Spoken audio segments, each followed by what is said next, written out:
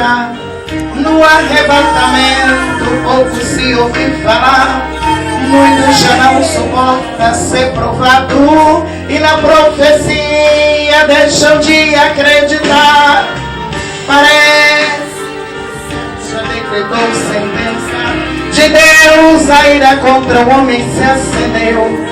Problemas se multiplicando no mundo afora, destruição e morte, sinais da terra e no céu.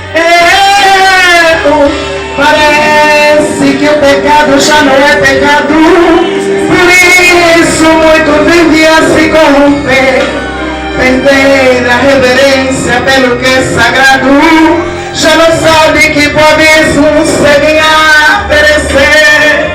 Parece que o amor já tem se ausentado do coração de muito que se declaram cristão.